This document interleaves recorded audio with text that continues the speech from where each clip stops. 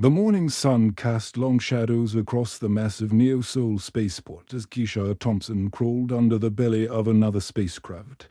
Her coveralls were already soaked with sweat. And it wasn't even noon yet. The 20-year-old engineering student had been pulling double shifts for 3 months straight. But the money was good and she needed every credit to pay for her advanced propulsion studies. Another day, another broken fuel line. She muttered, checking her diagnostic scanner. The device beeped softly as it analyzed the ship's systems. Keisha had learned to trust these machines. But more importantly, she'd learned to trust her instincts. Growing up on Titan Station meant you either learned to spot problems fast, or you didn't survive long. Across the hangar, a different kind of activity was taking place. The VIP section buzzed with security personnel in crisp black uniforms. Keisha glanced over and recognized the setup immediately. Some rich corporate type was about to take off in their fancy private ship. She'd seen it 100 times before. The spacecraft in question was a sleek Horizon-class cruiser, the kind that cost more than most people made in a lifetime. Its silver hull gleamed under the hangar lights, and Keisha could see the ship's name painted in elegant script. Fortune's Edge. Real original. She thought Dodd Park G1 stepped out of a black hover car, his expensive suit somehow managing to look perfect despite the industrial setting at 45. He carried himself with the confidence of someone who owned half the mining operations between Earth and Mars. His security detail fanned out around him, led by Captain Lee Minho, whose cybernetic eye scanned the area constantly for threats. "Sir, we've completed the standard security sweep," Minho reported, his voice carrying the crisp efficiency of ex-military. "No explosive devices, no unauthorized personnel. The ship's clean." G1 nodded, checking his wrist display. "Good. I want to reach the Olympus mining platform before the board meeting. The new extraction contracts won't negotiate themselves." Keisha finished her work on the maintenance ship and was packing her tools when something caught her eye. The fuel reading display on a nearby monitoring station showed data from various ships in the hangar. Most of the numbers meant nothing to her, but one set of readings made her freeze. The Fortune's Edge was showing fuel mixture ratios that were slightly off, not dramatically wrong, just a 2% variance in the oxidizer blend. Most technicians would dismiss it as normal variation, but Keisha's background on Titan Station had taught her that small problems in space became big problems real fast. She pulled out her portable scanner and aimed it at the luxury cruiser. The device confirmed what she'd seen. The fuel mixture was wrong. Not accidentally wrong, but deliberately wrong. Someone had tampered with the oxidizer ratios in a way that would cause the engines to fail. But not immediately. The ship would make it out of Earth's atmosphere, maybe even reach the asteroid belt, before the engines died completely. Her heart started pounding. This wasn't just sabotage, it was murder. Keisha looked across the hangar at Park Ji-won, who was now walking toward his ship with confident strides. His security team surrounded him, but none of them knew what she knew. In about 10 minutes, he would be dead. Floating in the cold vacuum of space with no way to call for help, she dropped her toolkit and ran. "Stop," she shouted, her voice echoing through the massive hangar. "Don't get on that ship." Security reacted instantly. Two guards moved to intercept her, their hands going to their weapons. But Keisha kept running, her work boots pounding against the metal floor. "Your plane's sabotaged," she yelled, waving her scanner in the air. "The fuel system's been tampered with." Captain Minho stepped forward, his cybernetic eye focusing on her. "Ma'am, you need to step back. This is a restricted area. Listen to me." Keisha's voice cracked with urgency. "Someone's messed with the oxidizer ratios. The fuel mixture is wrong." You lose engine power in deep space. Park Ji-won raised his hand, stopping his security team from restraining her. Something in the young woman's eyes made him pause. He'd built his fortune by knowing when to listen to people. And everything about her body language screamed genuine terror. "What exactly are you saying?" he asked, his voice calm but alert. Keisha held up her scanner, her hands shaking slightly. "The fuel mixture in your ship is off by 2%. That might not sound like much, but it's enough to cause engine failure once you're far from any rescue station." Someone wanted to make it look like an accident. Minho Cybernetic I would. As it focused on the scanner's display, "Sir, I recommend we have the ship's systems checked immediately." 20 minutes later, Park Ji-won stood in the hangar watching his chief engineer, a grizzled veteran named Kim Tae-young, emerge from the fortune's edge with a grim expression. "She's right," Tae-young announced, wiping his hands on a rag. "Someone's been very clever about this. The sabotage is sophisticated, designed to look like a random mechanical failure. If we'd launched on schedule, we would have lost main engine power about 4 hours into the flight.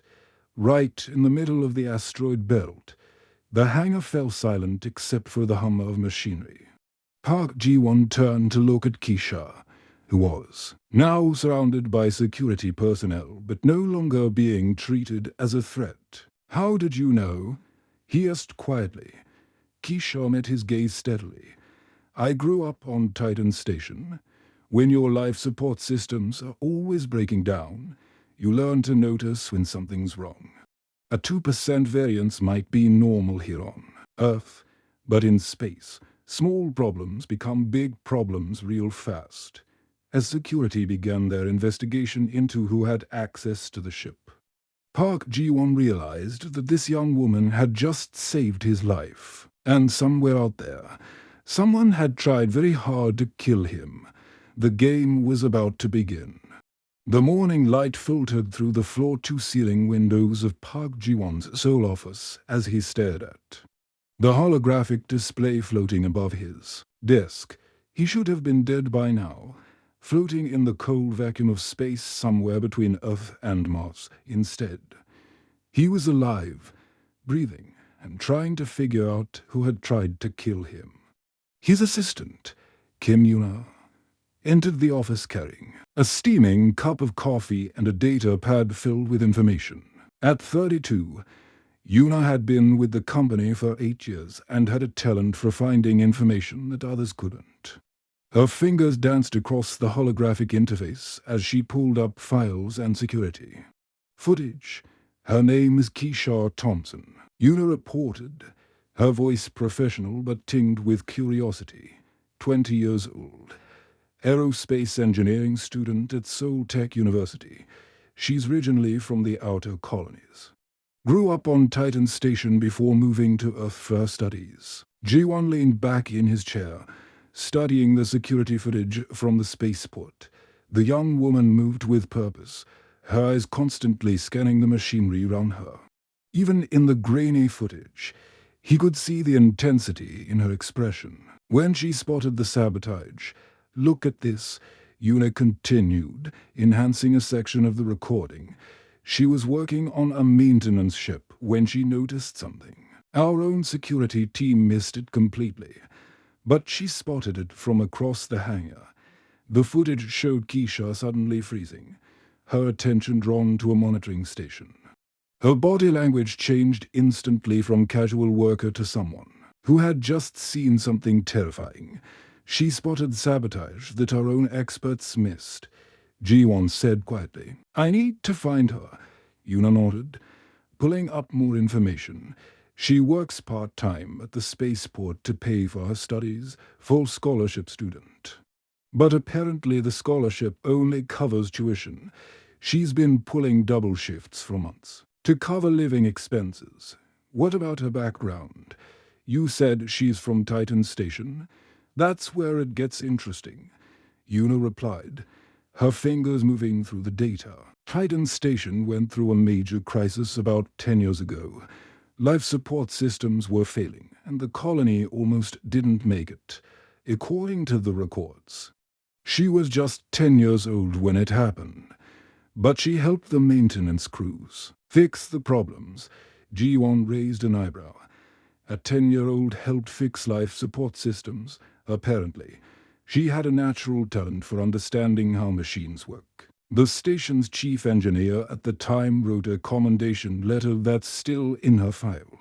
Says she saved dozens of lives by spotting problems that trained technicians missed.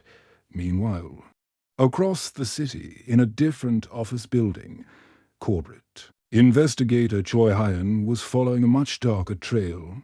The 38-year-old former intelligence operative had been hired by Park Ji-won's company 6 months ago to investigate suspicious activity.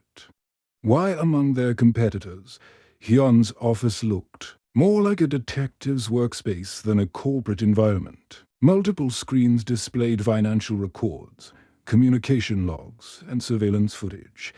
He'd been tracking unusual activity for weeks. But the sabotage attempt had given him a clear direction to follow.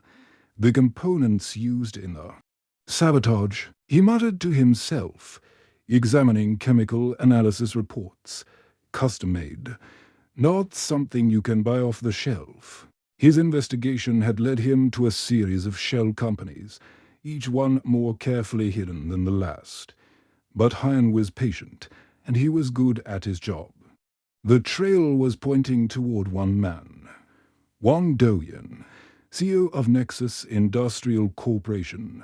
Wang Do-yeon was Park Ji-won's biggest business rival, and they'd been competing for the same terraforming contracts across the outer colonies. The contracts were worth billions, and Nexus had been losing ground to Ji-won's company for the past year. Hyun pulled up Wang's recent activities. The man had been desperate, making increasingly risky business moves and taking on dangerous investors. Killing Park Ji-won would solve all his problems in one swoop. At Seoul Tech University, Keisha Thompson sat in her advanced propulsion systems class, but her mind was elsewhere. She kept glancing toward the windows, unable to shake the feeling that she was being watched. The professor droned on about quantum drive mechanics, but Keisha's attention was focused on the people walking past in the hallway. Her friend and classmate Lee Soo-man noticed her distraction immediately. The 21-year-old had been Keisha's closest friend since they'd met in freshman orientation, and she could read her friend's moods better than anyone. "You've been jumpy all morning," Soo-man whispered, leaning closer during a break in the lecture. "What's going on?" Keisha shook her head, trying to focus on her notes. "It's nothing. Just tired from working late shifts." But Soo-man wasn't buying it. She'd seen the news reports about the sabotage attempt at the spaceport, and she knew where Keisha worked. After class, she cornered her friend in the hallway. "This is about what happened at the spaceport yesterday, isn't it?" Soo-man asked directly. "You're the one who stopped that rich guy from getting on his ship." Keisha looked round nervously. "How did you know?" "It's all over the news. They're not using names, but they're saying a spaceport worker prevented a major incident. Plus, you came home last night looking like you'd seen a ghost." They walked toward the campus cafeteria, but Keisha kept checking over her shoulder. "I did the right thing, didn't I? I mean, I couldn't just let him die." "Of course you did the right thing," Soo-man said firmly. "But maybe you should have stayed anonymous. Rich people like Park Ji-won don't forget things like this. They either want to reward you or they want to control you." As they sat down with their lunch trays, Keisha noticed a man in a business suit sitting alone at a table across the cafeteria. He was pretending to read a newspaper, but she could feel his eyes on her. When she looked directly at him, he quickly looked away. "Soo-man," she said quietly, "don't turn round." "But there's a guy in a grey suit who's been watching us." Soo-man casually dropped her napkin and turned to pick it up, glancing toward the man. "I see him. He's definitely not a student. The man suddenly stood up, folding his newspaper and walking quickly toward the exit. But as he passed their table, he dropped something small and metallic next to Keisha's tray. It was a communication device, sleek and expensive looking. Keisha picked it up with shaking hands. A small screen displayed a simple message. "We need to talk. You're in danger. A friend." The device buzzed once. Then the screen went dark. Soman stared at the device. "Keisha, what have you gotten yourself into?"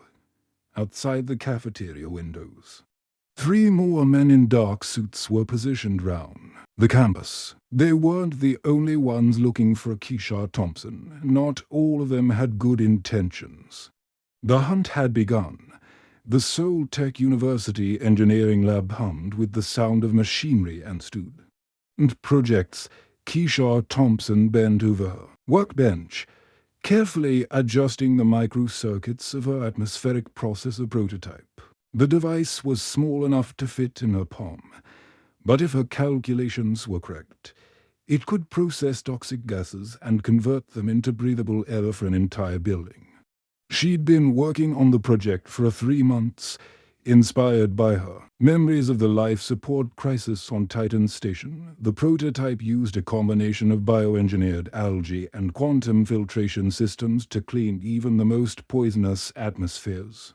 It was revolutionary work, the kind that could save lives. On dozens of colony worlds, the lab door opened with a soft hiss, and Keisha looked up to see a figure she recognized immediately. Park Ji-won stood in the doorway, looking somewhat out of place in his expensive suit among the cluttered workbenches and half-finished student projects.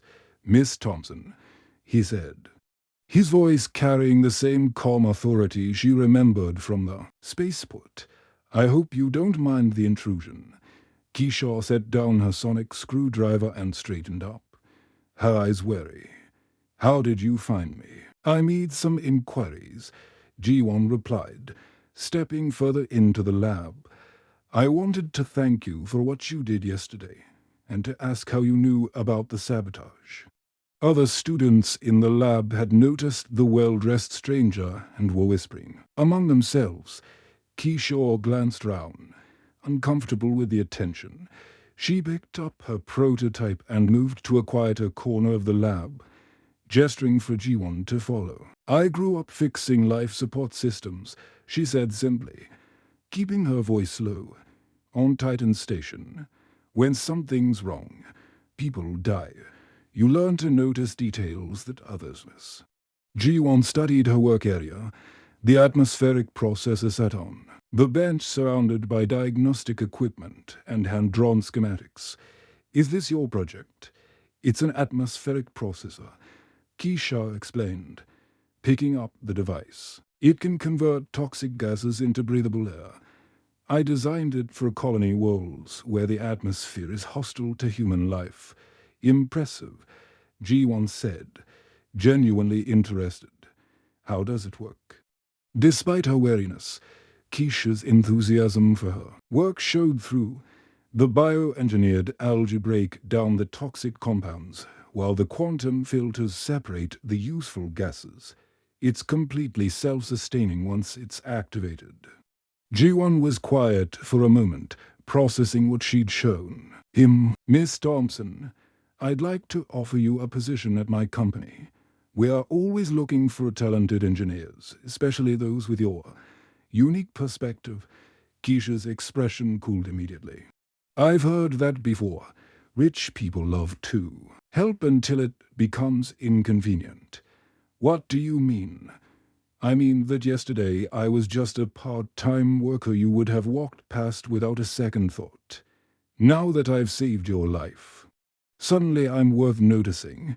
She crossed her arms. "How do I know you won't lose interest once the novelty wears off?" Ji-won considered her words carefully. "You're right to be skeptical. I've seen too many people who offer help with strings attached. But I'm not offering charity, Miss Thompson. I'm offering opportunity. What kind of opportunity? The kind where your atmospheric processor could be used to terraform entire planets instead of just cleaning the air in a single building. Keisha's eyes widened slightly. You're talking about planetary scale terraforming. I'm talking about giving you the resources to change the galaxy. G1 replied. My company has terraforming contracts on 17 different worlds. Your technology could make the difference between successful colonies and failed ones. Before Keisha could respond, the ground shook beneath their feet. The lights in the lab flickered, and several delicate instruments fell off their workbenches through the large windows that overlooked the city. They could see a column of black smoke rising in the distance. What was that? Keisha asked. Steadying herself against the workbench, Ji-won's wrist communicator crackled to life. Security Chief Lee Min-ho's voice came through clearly, but there was an edge of urgency that made both of them freeze. Sir, they've hit the terraforming facility. We need to evacuate immediately. More explosions echoed across the city. Through the window, they could see emergency vehicles racing toward the spaceport district. The smoke was getting thicker, and Keisha could hear the distant wail of sirens. Who hit the facility? Ji-won demanded, speaking into his communicator. Unknown. Attackers, sir. They used military-grade explosives. The main atmospheric processing plant is compromised, and there are reports of toxic gas leaks. Keisha grabbed her prototype from the workbench. If there are toxic gas leaks, people are going to die. The emergency shelters aren't equipped to handle industrial-grade toxins. How long would it take to modify your processor to handle a larger area? Ji-won asked quickly. I need to scale up the bioalgae production and increase the quantum filter capacity. Keisha replied, her mind racing. Maybe an hour if I had the right equipment. Another explosion shook the building, this one closer, through the windows. They could see students and faculty evacuating across the campus quad. The emergency alert system began broadcasting warnings about toxic gas clouds moving toward the university district. Miss Thompson, Ji-won said, his voice urgent but calm. I know you don't trust me yet, but right now, you might be the only person who can save thousands of lives.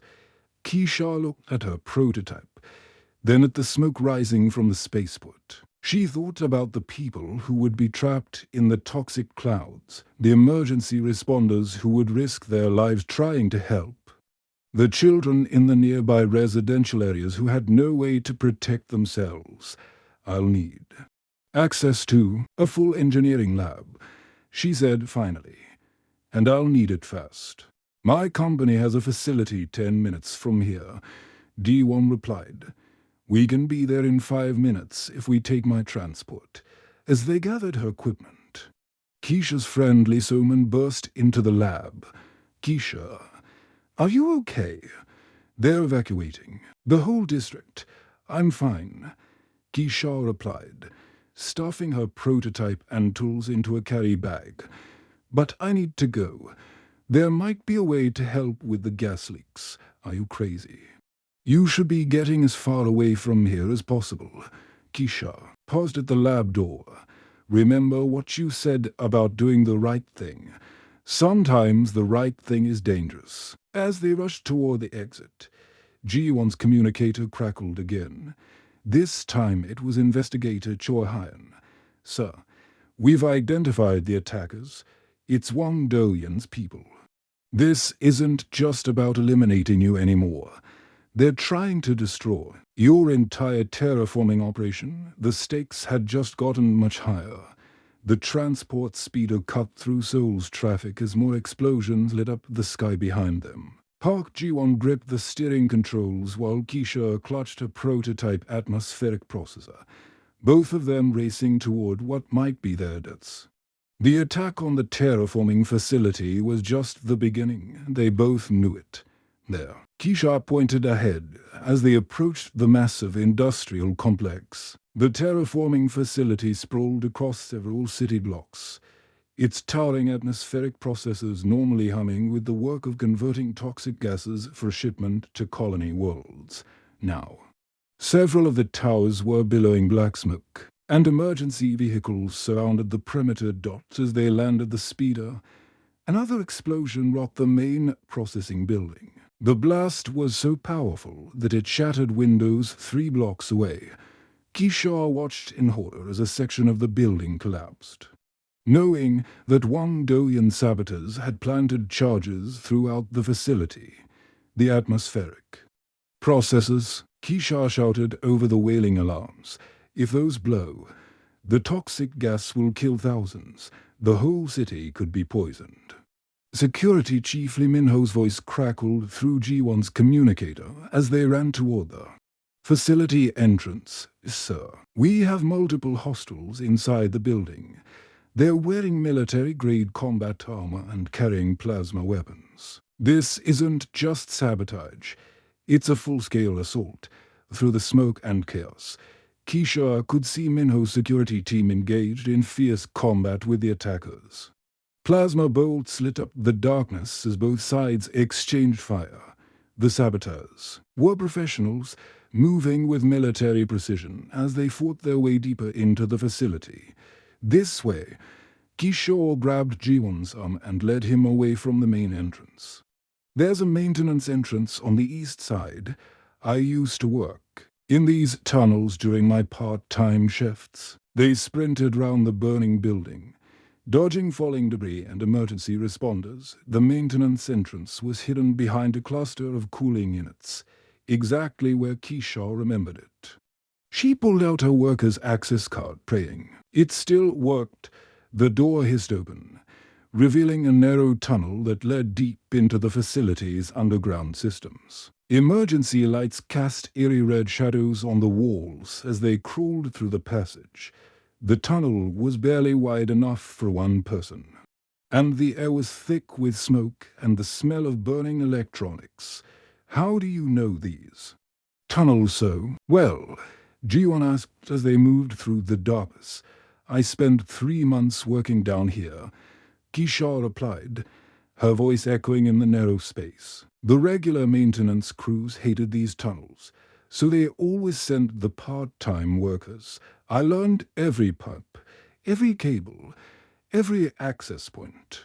They emerged into a sub-basement filled with massive machinery.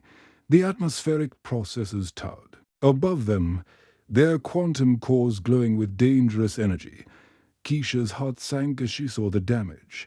Someone had attached explosive charges to the primary control systems, and the countdown timers showed less than 10 minutes remaining. The whole system is going to cascade, she said, studying the readouts on her handheld scanner. When these processes blow, they'll release enough toxic gas to poison half the city. Above them, the sound of combat grew louder. Plasma bolts scorched the air as Minho's security team fought desperately to reach the main control room.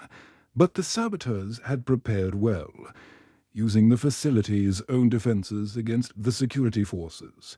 There, Keisha pointed to a control panel that was partially hidden behind a maze of pipes. I can reroute the system to prevent cascade failure, but someone needs to manually shut down the primary reactor. The reactor was located at the center of the facility, surrounded by a maze of damaged machinery and sparking electrical systems. It would be a dangerous journey, but it was the only way to stop the catastrophic explosion. Ji-won didn't hesitate. Tell me what to do. Keisha pulled up the facility schematics on her scanner. Follow the blue pipes to the reactor chamber. You'll see a manual shutdown lever. It's bright red and marked with warning symbols. Pull it down and hold it for 30 seconds. What about you? I'll be here. Rerouting the system to buy you time, she was already connecting her prototype processor to the facility's control system, her fingers flying across the interface. Go. We don't have much time. Ji-won crawled through the damaged machinery, following the blue pipes as Keisha had instructed. The heat was intense and sparks showered down from damaged electrical systems. Behind him, he could hear Keisha working frantically at the controls, her voice calling out status updates. 5 minutes left. The system is fighting me. Meanwhile, 3 levels above them, corporate investigator Choi Hyan had cornered Wang Do-Eun's Lieutenant Park Min-woo in the facility's main corridor. The two men faced each other across a debris-filled hallway, their plasma weapons trained on each other. "It's over, Min-woo." Hyan called out, "Your boss is finished. Surrender now and maybe you'll live to see tomorrow." Min-woo laughed coldly. "You think this is about money? Wang Do-Eun doesn't care about the terraforming contracts anymore. He wants to watch Park Ji-won's empire burn."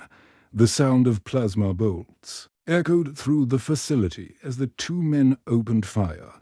Hyan dove behind a fallen support beam as energy blasts scorched the air around him. Min-woo was good, but Hyan had survived worse fights during his intelligence days. In the reactor chamber, Ji-won finally reached the manual shutdown lever. The bright red handle was exactly where Keisha had said it would be. Surrounded by warning symbols in multiple languages, he could feel the heat from the reactor core, and the countdown timer on the wall showed 3 minutes remaining. "Found it." He called into his communicator. "Pull it now." Keisha's voice was strained with effort. "The system is starting to overload." Ji-won grabbed the lever and pulled it down. The reactor immediately began shutting down.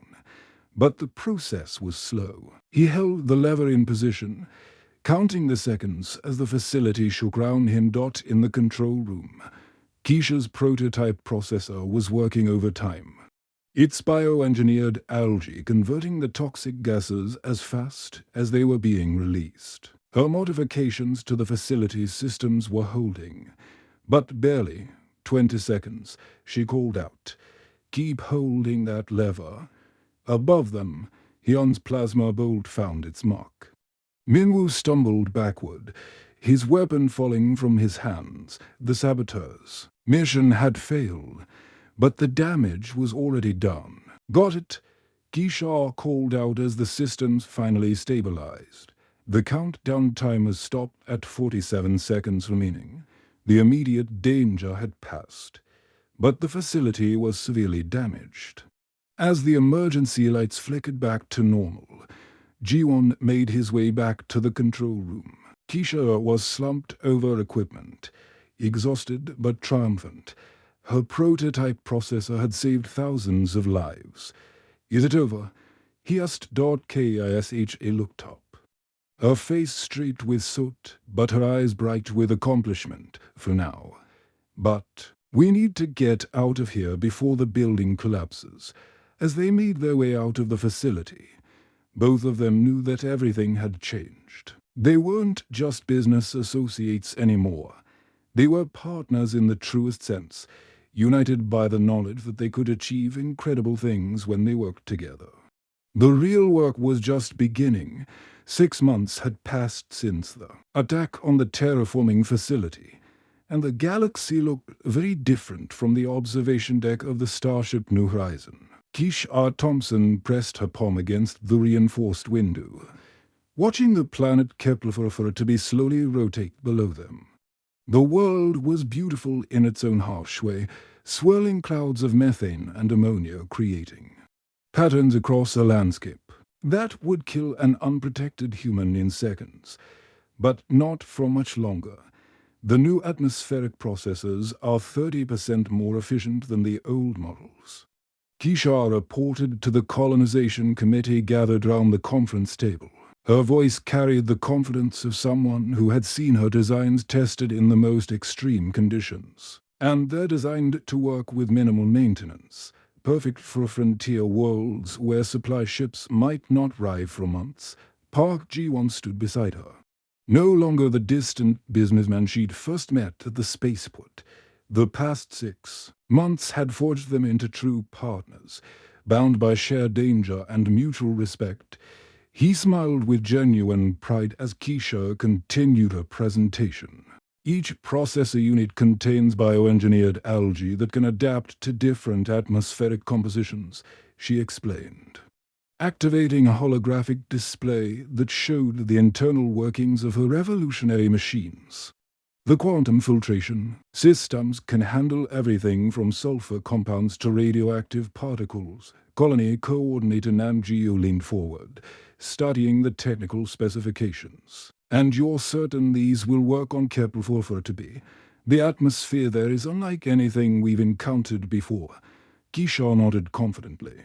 I've run simulations based on data from the probe missions. The processors will begin converting the atmosphere within hours of deployment. We're looking at a breathable environment for the first settlements within 3 weeks, through the observation windows. They could see the first wave of atmospheric processors being loaded into descent pods. Each processor was the size of a small building. Its sleek silver hull containing technology that would literally reshape her world. The sight still amazed Keisha, knowing that her small prototype from the university lab had evolved into these massive, life-giving machines. The first wave of colonists will arrive in 3 weeks, Namgeo announced, her voice filled with excitement. Thanks to the new systems, we can support 10,000 people from day one. That's 5 times more than any previous colony mission. As they watched the first atmospheric processes descend toward the planet's surface, Keisha reflected on the incredible journey that had brought them here. The sabotage attempt at the spaceport had been just the beginning of Wang Doyan's campaign against Park Ji-won's company. But Wang's arrest had exposed something much larger, a network of corporations that had been trying to control humanity's expansion into space through violence and intimidation. The investigation led by Choi Hyan had uncovered bribes, assassinations, and sabotage attempts spanning dozens of star systems. Corporate executives had been treating colony worlds like their personal property, caring nothing for the millions of people who called those worlds home. Look at that, Ji-won said, pointing toward the planet's surface. The first atmospheric processor had landed and was already beginning its work. Even from orbit, they could see the subtle changes in the cloud patterns as the machine began converting toxic gases into breathable air. It's working perfectly, Keisha said, checking the readouts on her tablet. Methane levels are dropping, oxygen production is beginning, and the bioalgae are adapting to the local conditions even faster than predicted.